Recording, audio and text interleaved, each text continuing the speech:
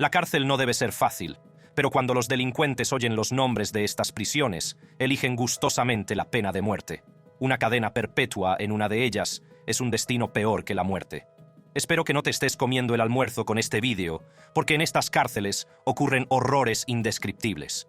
Así que hoy te llevaré a las cárceles más duras del mundo, donde el 20% de los reclusos acaban muertos, que es la única forma en la que habrían podido salir. Black Dolphin, oficialmente conocida como la colonia penal número 6 y más popularmente como la prisión del Delfín Negro, es una prisión de alta seguridad situada en Orenburg, Oblast, Rusia, cerca de su frontera con Kazajstán. El nombre no oficial de Delfín Negro procede de una escultura hecha por los reclusos en la entrada principal de la prisión que representa un delfín negro. Su remota ubicación y sus condiciones inhumanas también le han valido el título de Alcatraz de Rusia. El Delfín Negro se fundó en 1645 como prisión para condenados a trabajos forzados de por vida, pero en 1773 se renovó y transformó tras la represión de la rebelión de Pugachev. Se convirtió en una instalación dedicada a la deportación y confinamiento de ladrones. Fue una de las prisiones más antiguas de Rusia y una de las primeras de la región de Orenburgo en albergar reclusos condenados a cadena perpetua. La prisión del Delfín Negro alberga a unos 700 de los delincuentes más peligrosos de Rusia, entre ellos condenados por pederastia, asesinato, terrorismo, violación, canibalismo y asesinatos en serie. Estos 700 reclusos son responsables de la muerte de 3.500 personas, lo que supone 5 asesinatos por recluso. Todos los reclusos del Delfín Negro cumplen cadena perpetua. La rutina diaria de los reclusos es estricta y disciplinada, con vigilancia 24 horas al día, 7 días a la semana. Se les despierta a las 6 de la mañana y durante 6 horas no pueden sentarse ni descansar en sus camas. Comen sopa y pan en sus celdas durante todas las comidas del día. Durante 22 horas al día, permanecen aislados en sus celdas de 50 pies cuadrados sin ventanas, alejados de todo contacto social. Si el preso se ha ganado la confianza de los guardias, se le permite trabajar. Las tareas pueden incluir hacer muebles, trabajar en la panadería, en el taller de costura, en la lavandería, etc. Durante 90 minutos al día, estos reclusos son llevados a tomar un poco de aire fresco o a hacer ejercicio básicamente, una versión ligeramente más grande de la celda en la que estaban. No hay césped, ni siquiera falso. Es otra zona vigilada donde pueden pasear. Durante el tiempo que los reclusos salen a hacer ejercicio, los guardias comprueban diariamente sus celdas en busca de artículos de contrabando. Los guardias hacen rondas cada 15 minutos para garantizar el cumplimiento de las normas y la vigilancia. Las celdas de los reclusos se encuentran detrás de un conjunto de 3 puertas de acero. Los reclusos son esposados y sacados al exterior, donde el funcionario de prisiones les venda los ojos. También se les hace caminar inclinándose hacia adelante, mientras el guardia les sujeta las manos esposadas a la espalda. A veces, también habrá un perro de la prisión, acompañando al recluso peligrosamente cerca con una correa corta. Este método de escolta, aunque se considera duro, impide que el recluso conozca la disposición de la prisión, ataque a los guardias o intente fugarse. Puede parecer excesivamente humillante, pero no hay que olvidar lo que estas personas hicieron para estar aquí, con ese fin. Cada puerta de la celda tiene una descripción de los crímenes de los reclusos. Cualquier simpatía que los guardias puedan sentir desaparece inmediatamente. Junto con la escolta humillante, la violencia es una parte diaria de la vida en el Delfín Negro. Entre otras cosas, los guardias propinan palizas y aplican diversas formas de tortura, como descargas eléctricas y música heavy metal, a todo volumen. Las palizas son tan despiadadas y brutales que un recluso, Roman Sarishev, murió a manos de los guardias, apenas 3 horas después de llegar a la prisión. Roman formaba parte de un ritual muy común llamado ingesta, que está diseñado para asustar y humillar a los recién llegados. En 2019 se ha informado de que 2.700 presos han muerto bajo custodia. Excluyendo los casos de enfermedades, los reclusos están aislados unos de otros, por lo que la única manera de que los presos reciban algo es a través del guardia, incluso si eso es una paliza o una muerte en sí. Y estos son solo los casos denunciados. Después de todo, el personal penitenciario no se delataría a sí mismo al respecto. Los funcionarios de prisiones están obligados a llevar cámaras corporales, pero siempre dejan de funcionar cuando un preso acaba apaleado o muerto, incluso en el caso de Roman. Llevo aquí 17 años y nunca he oído a nadie decir que no se arrepiente. Incluso la geografía es en sí misma una medida de seguridad. La zona remota, junto con temperaturas que caen por debajo de los 40 grados en invierno, recursos naturales limitados y guardias armados haciendo rondas cada 15 minutos, hacen que sea absolutamente imposible escapar de este lugar. Nadie ha escapado jamás del Delfín Negro y, sobre todo, la única forma segura de salir es en un ataúd. Prisión Estatal de San Quentin. La prisión de San Quintín es un centro penitenciario de máxima seguridad para hombres situado en San Quintín, California. La prisión data de 1854, por lo que es la más antigua del estado y la única en la que se llevan a cabo ejecuciones. La prisión está equipada con cámaras de gas, pero desde 1996 las ejecuciones se llevan a cabo mediante inyecciones letales. La prisión estatal de San Quintín tiene un historial de violencia, sobre todo durante las décadas de 1980 y 1990, en las que las medidas disciplinarias habituales incluían azotes, palizas, reclusión en régimen de aislamiento, cadenas y duchas. El encadenamiento era el método de castigo preferido porque reducía el coste de la vigilancia de los presos, ya que encadenaban a 5 presos y les obligaban a comer, dormir y trabajar juntos. Pero un paso en falso podía poner en peligro a todo el grupo.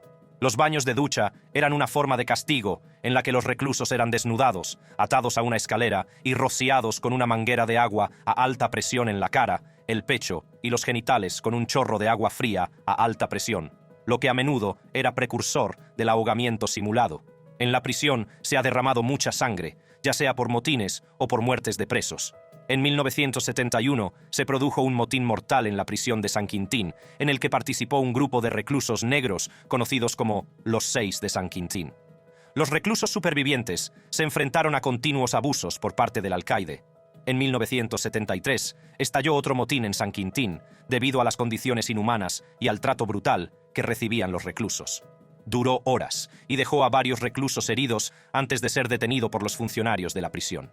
En 2015 estalló un motín tras el apuñalamiento de Hugo Pinel, uno de los 6 de San Quintín.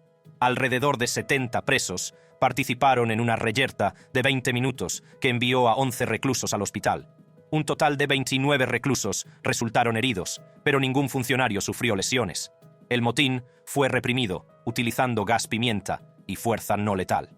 La vida de los reclusos en las prisiones está muy estructurada, con comidas, trabajo y otras actividades a horas fijas. Aunque está diseñada para 3.100 reclusos, la población ha superado con creces esa cifra. En 2022, la prisión estaba encarcelando a personas al 105%, 3.239 reclusos, de su capacidad de diseño. En algunas unidades, 2 personas comparten celdas de unos 4 por 8 o 9 pies, con literas y un retrete, algo parecido a vivir en un pequeño cuarto de baño con un compañero de piso. Cualquier violación de la estructura y las normas puede dar lugar a medidas disciplinarias. Debido al hacinamiento en la prisión, hay problemas higiénicos y sanitarios. Siempre hay tensión entre los reclusos, especialmente por motivos de raza. En febrero de 2006, algunas agresiones por motivos raciales causaron heridas a 100 reclusos. La población reclusa también está dividida en varias bandas, como la mafia mexicana, la hermandad bárbara, la familia nuestra, etc. Es la supervivencia del más fuerte entre los reclusos. Los internos más fuertes se aprovechan de los más débiles. Para tener una vida fácil en San Quintín hay que formar vínculos fuertes con cualquiera de las bandas. De lo contrario, no se sobrevive mucho tiempo. Permiten a los reclusos participar en actividades recreativas con otros reclusos, como hacer footing, jugar al baloncesto, etc. Durante este tiempo, los reclusos también se adhirieron a la segregación racial que han hecho cumplir entre ellos estrictamente. ¿Tienen todas las razas zonas diferentes? Recluso. 1. Sí, es como el área de los negros por allá, el área de los norteños por allá, el área de los blancos por aquí y el área de los indios por allá. ¿Y por qué? Recluso. 2. Porque no queremos programar su. Recluso. 1. Línea clara. Recluso. 2. Bastante. Si poder blanco ya sabes. Yo no programo con ellos. La prisión ha mejorado sus condiciones teniendo en cuenta las demandas de los presos y los motines. El Estado se centra ahora en transformar San Quintín, la prisión de máxima seguridad, en San Quintín, el centro de rehabilitación. La transformación se inspira en las prisiones de Noruega, donde los funcionarios actúan más como trabajadores sociales. Queremos preparar mejor a los residentes para que tengan éxito cuando salgan y reducir, este es el punto clave, y reducir la posibilidad de que cometan otros delitos. La prisión ofrece muchos programas educativos y vocacionales, pero estos programas tienen una lista de espera muy larga. Tendrás suerte si te dan la oportunidad. El objetivo es ofrecer una experiencia más humana a los reclusos, rehabilitarlos y proporcionarles las herramientas que necesitarán para que cuando salgan de la prisión puedan romper el ciclo de la delincuencia. Intentamos aprender nuevas habilidades para tener una segunda oportunidad. Prisión de Rikers Island. Rikers Island es una isla de 413 acres situada en el East River, en el Bronx, que alberga la mayor cárcel de Nueva York. Es la mayor institución correccional y mental. El nombre procede de un antiguo propietario del terreno llamado Abraham Riken, que lo compró en 1664. En la actualidad, la isla está gestionada por el Departamento Correccional de Nueva York, con una plantilla de 9.000 funcionarios civiles y otros 1.500 civiles, y más de 5.000 reclusos. La mayoría de los reclusos están en libertad bajo fianza o en prisión preventiva. El resto son delincuentes convictos que cumplen condenas cortas. Desde su creación, Rikers Island ha estado marcada por una nube de fatalidad y desesperación. La brutalidad de los guardias de la prisión y las condiciones de vida inhumanas hacen que sea una experiencia física y mentalmente agotadora para cualquier persona. ¿Qué palabras utilizaría para describir el infierno de Rikers Island? Simple y llanamente, el infierno. Una de las 8 cárceles de Rikers Island está reservada para el ingreso de reclusos. Se supone que la gente debe estar allí 24 horas antes de ser trasladada a celdas o dormitorios, pero en realidad muchos son retenidos durante semanas enteras. Múltiples reclusos se hacinan en esta pequeña e inmunda celda, donde hay heces en las paredes e inodoros que no funcionan. Múltiples reclusos han informado de que no hay comida, ni duchas, ni agua, ni llamadas telefónicas. Los guardias de la prisión no se preocupan por ninguna de las necesidades de los reclusos, sino que los intimidan golpeando las celdas al azar o rociándolas con gas lacrimógeno, o incluso negando la atención médica necesaria a los reclusos con problemas de salud como asma o diabetes. También proliferan las palizas a reclusos. En un incidente, un recluso recibió tal paliza que tuvo que ser hospitalizado y quedó paralítico. La violencia forma parte de la vida cotidiana de los reclusos de Rikers Island. La grave falta de funcionarios de prisiones también puede influir, ya que había varias unidades sin supervisión. Casi todos los reclusos de esas unidades disponían de armas de autodefensa de uso cotidiano, como navajas. Estos reclusos solo contaban con ellos mismos para protegerse de otros reclusos peligrosos y de la violencia de las bandas, ya que más de 7.000 funcionarios no acuden a trabajar. El contrabando también se intercambiaba desenfrenadamente entre reclusos sin que nadie los controlara ni registrara sus celdas. Varias medidas de reforma de la prisión han contribuido a reducir el número de apuñalamientos anuales de 1.000 a 70, pero eso no resuelve el problema general. ¿Quién dirigía el lugar? Los reclusos dirigen las instalaciones, incluso en las otras 8 cárceles del centro. La situación no era mejor. Las condiciones de vida eran como si hubieran dejado que esta gente se pudriera. Múltiples reclusos se hacinan en pequeñas celdas con retretes inoperativos. Se les obliga a defecar dentro de bolsas de plástico y a turnarse para dormir en el suelo absolutamente mugriento. Se les deja enjaulados en duchas con la ropa sucia y sin nada con lo que cambiarse. Hay charcos de orina al azar, e imagínate el olor. Las instalaciones higiénicas estaban en tal estado que se te caía la comida solo de pensarlo. Créeme, tuve que verlo. Tampoco era fácil para los funcionarios de prisiones que iban a trabajar. Puedes estar caminando durante tu recorrido y de repente te tiran orina o heces. Los funcionarios de prisiones que hacían su trabajo también sufrían a manos de los reclusos debido al grave hacinamiento de la prisión. No había suficiente personal para mantener la ley y el orden. Casi todos tenían armas, cuchillos u objetos punzantes. Los oficiales eran agredidos a diario. Puede ir desde una nariz rota a una cuenca ocular rota, huesos rotos, costillas rotas. No hay límite para lo que estos reclusos te harían. Un gran porcentaje de reclusos también recurren a las drogas y al suicidio, debido a las condiciones que les rodean. En 2021, 15 reclusos murieron en Rikers, o poco después de abandonarlo. Las causas de muerte incluyeron suicidio, sobredosis y negligencia médica. En 2022, 16 personas murieron por las mismas causas, y recientemente murió otra persona en Rikers Island. El hecho de que la mayoría de estos reclusos estén en Rikers a la espera de juicio solo hace que todo sea más horrible. Estas personas ni siquiera han sido condenadas, pero están siendo tratadas peor. El sistema implementado aquí realmente ha fallado a todos los implicados, los reclusos y los funcionarios. Prisión de la Sante. La cárcel de la Sante es una prisión de máxima seguridad gestionada por el Servicio Penitenciario francés. Está situada al este del distrito de Montparnasse, en el sur de París, Francia. La prisión de la Santé es conocida por ser uno de los mejores centros penitenciarios de Francia, ya que cuenta con secciones separadas para reclusos VIP y de máxima seguridad.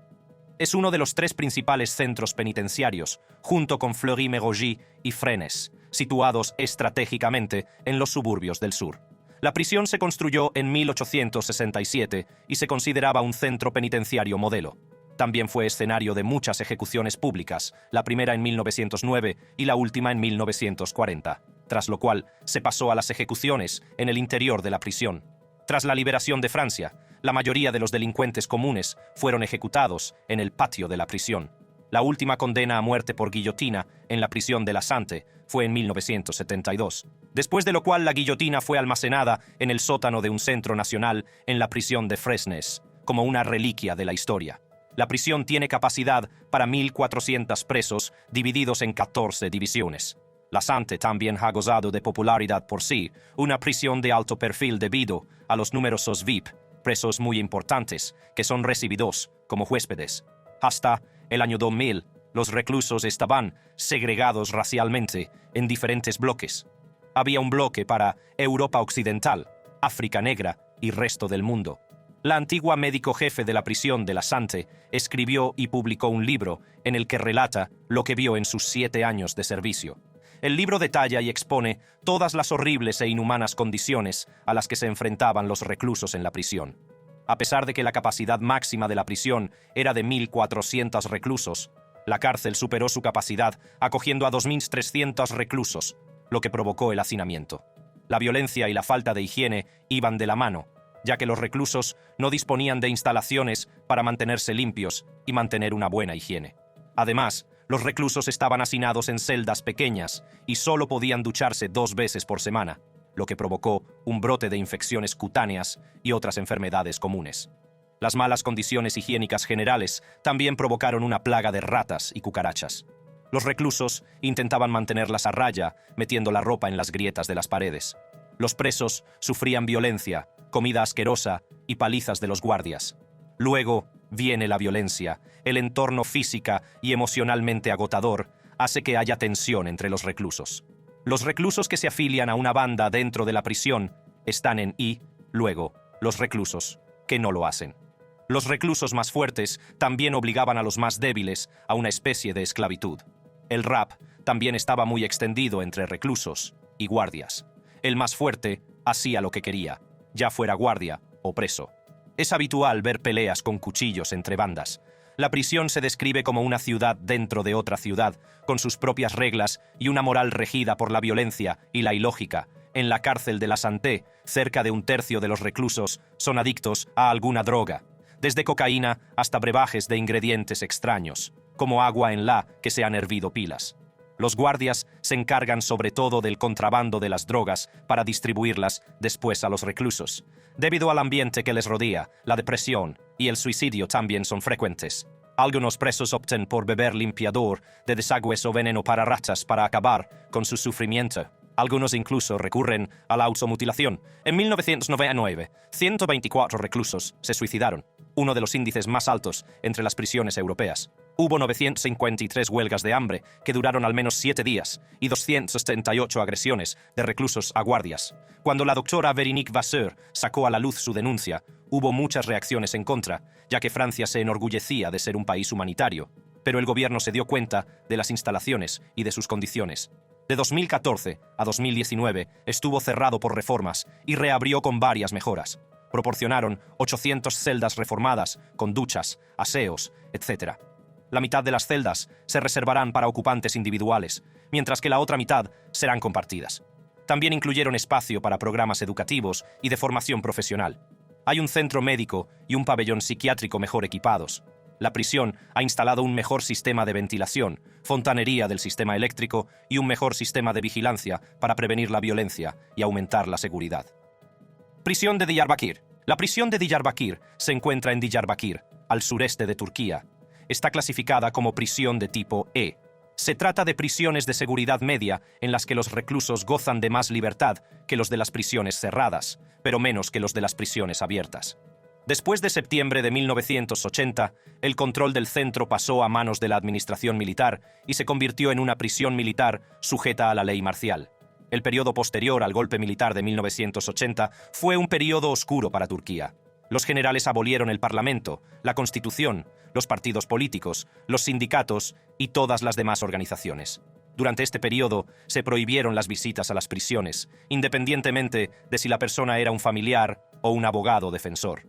Decenas de miles de hombres y mujeres fueron detenidos y más de 30.000 encarcelados en los primeros 4 meses tras el golpe. Los años siguientes no fueron mejores, ya que salieron a la luz miles de denuncias de tortura, con resultado de más de 100 muertes, de reclusos contra la prisión de Diyarbakir. Los métodos de maltrato empleados en la prisión no solo eran graves y sistemáticos, sino que además mostraban un desprecio absoluto por la dignidad y la humanidad de los reclusos. Los malos tratos físicos, como palizas y tirones de pelo, dejaban a los reclusos magullados y maltrechos, mientras que la desnudez forzada y el vendado de los ojos los despojaban de su autonomía y los sometían a más humillaciones. El uso de mangueras, una forma de tortura con agua, añadía un elemento de tormento psicológico, ya que los presos quedaban empapados y tiritando en sus frías celdas. La reclusión en régimen de aislamiento, una práctica conocida por causar graves trastornos psicológicos, fue otro método utilizado para doblegar a los reclusos. Los informes de perros de prisión entrenados para morder los genitales de presos desnudos son especialmente inquietantes y demuestran la naturaleza sádica de los guardias.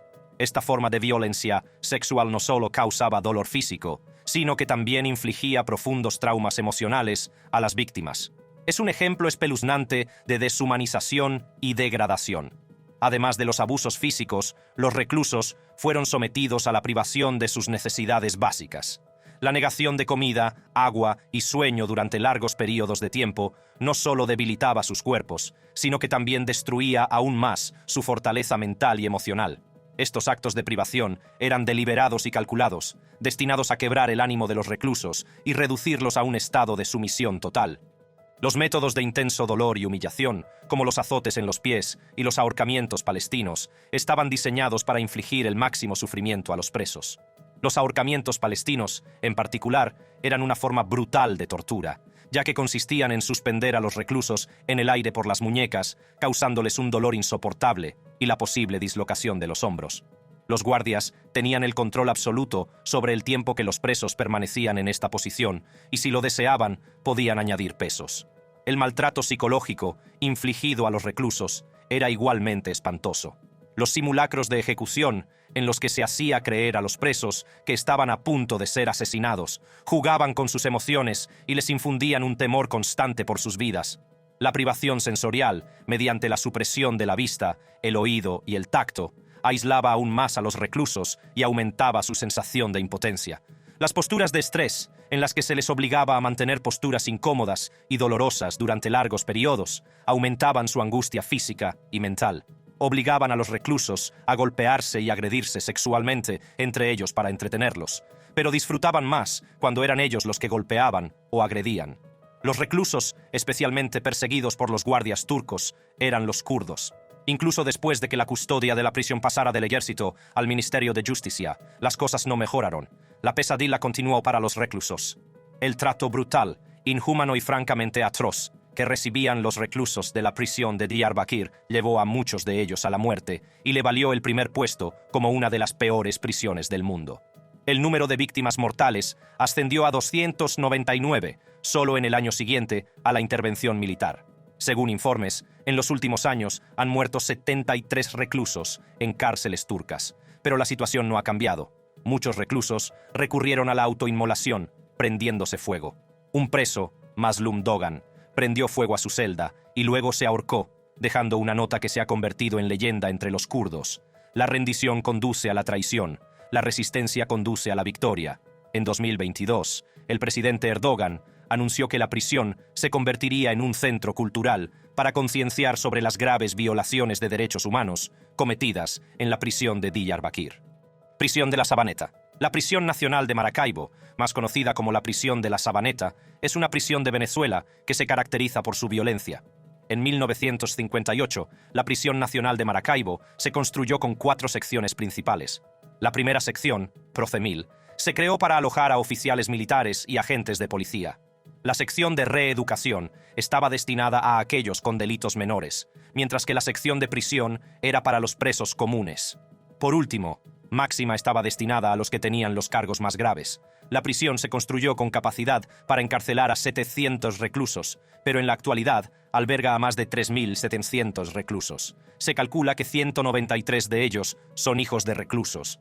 El hacinamiento es solo la punta del iceberg de los problemas que tiene esta prisión. Como ocurre en la mayoría de las prisiones venezolanas, la de la Sabaneta está gestionada por los propios presos. También, siguiendo la tendencia de las prisiones venezolanas, está severamente sobrepoblada. Como la prisión no tiene capacidad para tantos reclusos, los recursos y las instalaciones son escasos para los empleados. Las instalaciones sanitarias están ahí por el simple hecho de estarlo.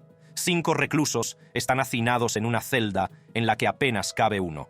Incluso, tienen que compartir una sola cama entre varios reclusos. O, si tu suerte es realmente terrible, tendrás que dormir en los pasillos de la celda, ver reclusos con armas, con granadas, el olor, ver literalmente excrementos saliendo de las paredes, la cantidad de llagas abiertas por todas partes, unas condiciones absolutamente deplorables. Se sentía casi como una zona de guerra, como algo postapocalíptico, ver a los niños entrando y saliendo de la prisión. La prisión también tiene poco personal, así que no hay suficientes guardias para asegurarse de que nadie infringe la ley, por lo que han dejado la prisión en manos de los reclusos. Muchos de los presos están afiliados a bandas y son dirigidos por un PRAN, o líder designado. La única autoridad de la prisión es el PRAN. La Sabaneta suele describirse como un microcosmos de Venezuela, ya que los reclusos se han buscado la vida dentro de la prisión. Celebran fiestas de cumpleaños, invitan a sus familias y esposas a eventos especiales, tienen pequeñas tiendas e incluso animales. Incluso tienen armas introducidas de contrabando en la prisión para protegerse de la Guardia Nacional o de los suyos propios. Los funcionarios corruptos desempeñan un papel importante en el contrabando de drogas y armas en la prisión, ya que ésta genera unos $3 millones al año en beneficios procedentes de actividades ilegales y de los impuestos semanales que los reclusos pagan al PRAN. Todo el sistema penitenciario es una gran mafia que produce mucho dinero, llevándote al tribunal para continuar tu proceso judicial, consiguiendo el transporte para llevarte a cualquier parte. Además de la presencia de familias y festividades, en la Sabaneta hay una inquietante realidad de violencia y desesperanza. Muchos individuos, afectados por el crack y otras sustancias ilegales, viven en hileras de hamacas o entre montones de basura, entregados a sus adicciones. Las drogas se consiguen más fácilmente dentro de los muros de la prisión que fuera. Ese tipo que vendía crack y cocaína con el bebé en brazos. Y uno. Mira, 1 gramo de cocaína de la buena. 12. ¿Cuánto cuesta? Y uno. $2. ¿También vendes crack? Sí. Esto de aquí. 1 gramo, $4. Las personas encarceladas por delitos sexuales permanecen en una zona separada de la población reclusa general. Además, existe una prisión dentro de la prisión llamada La Guerrilla, reservada para los reclusos renegados conocidos como gandules, que han violado el código no escrito de la prisión. Estos individuos están constantemente vigilados por sus compañeros, que actúan a la vez como captores y guardias, armados con pistolas, revólveres de alto calibre y fusiles automáticos para asegurar su confinamiento. El gobierno realiza redadas y confisca grandes cantidades de armas y drogas, pero mientras tengan un suministro estable, no importa. Debido a la falta de seguridad, la violencia entre bandas es habitual en la Sabaneta. En 1994 se produjo uno de los motines más mortíferos de la prisión, que causó más de 150 víctimas. 130 presos fueron quemados o asesinados a machetazos. Los incidentes no se detuvieron ahí. En 2013, 15 presos fueron asesinados debido a rivalidades entre bandas y algunos reclusos fueron decapitados y desmembrados. La prisión fue cerrada después de este incidente. Muchos reclusos, especialmente el PRAN, Mocho Edwin, opusieron resistencia porque no quería dejar su reino. Hay planes para reabrirla como museo para que los ciudadanos visiten los lugares de las famosas masacres y conozcan la historia de la prisión. Prisión de Tadmor. La prisión de Tadmor es una cárcel de máxima seguridad situada en Palmira, en los desiertos del este de Siria. La prisión fue construida originalmente como cuartel militar por las fuerzas del mandato francés, pero se convirtió en prisión militar cuando Siria obtuvo la independencia. La prisión tenía 7 patios, entre 40 y 50 dormitorios y 39 celdas más pequeñas. También había 19 celdas disciplinarias subterráneas que se utilizaban para el aislamiento. La prisión de Tadmor es conocida como una de las peores en cuanto al trato que reciben los reclusos. El escritor palestino Salameh Kaileh, que pasó allí 2 años, de 1998 a 2000, acusado de oponerse a los objetivos de la revolución que llevó al poder al partido Baath de Assad, dijo: cuando un recluso entra por primera vez en Tadmor, es recibido con una fiesta de recepción, que es una sesión inicial de tortura que sufren los presos. Nada más bajar del autobús, son azotados brutalmente y sin piedad, y luego se les obliga a meterse en un neumático donde les azotan los pies. Los guardias no paraban ni aunque te estuvieras desangrando, solo paraban cuando querían. Muchos reclusos morían justo en la fiesta de recepción. Los reclusos se quedaban sin medios de entretenimiento ni herramientas de producción, y estaban expuestos al hacinamiento, a la falta de acceso a necesidades básicas como comida, agua y atención médica. Los reclusos pedían a gritos ayuda médica para los presos que morían por heridas o enfermedades. Las lesiones, 9 de cada 10 veces, eran causadas por los propios guardias, y la respuesta de estos era siempre la misma: solo nos llaman para recoger cadáveres. La prisión estaba diseñada para infligir el máximo sufrimiento, miedo y humillación a los presos, y para mantenerlos bajo el más estricto control, quebrándolos mental y físicamente. Los prisioneros estaban aislados del mundo exterior y también entre sí. Se les prohibía mantener contacto visual con otros reclusos e incluso con los guardias. Los reclusos reconocían a los guardias por el color de sus zapatos. Las vidas de los reclusos estaban realmente en manos de los guardias, y para ellos no valían absolutamente nada. Los reclusos estaban expuestos a la tortura, la humillación y la degradación a manos de los guardias. Eran sometidos a torturas físicas como palizas brutales, latigazos, descargas eléctricas, arrancarles los ojos, romperles miembros y utilizar taladros eléctricos. También se les ponía en régimen de aislamiento si los guardias lo consideraban necesario. Los guardias decidían por capricho mutilar los rostros de los reclusos con cuchillas de afeitar.